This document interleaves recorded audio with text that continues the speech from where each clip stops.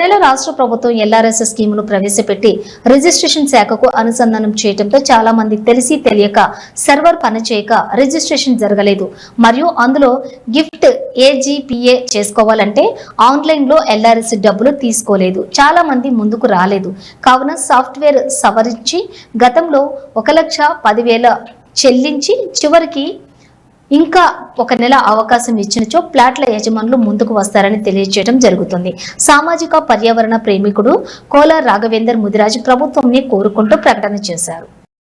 పనిచేయలేదు మరియు సాఫ్ట్వేర్ కూడా సరిగా లేదు.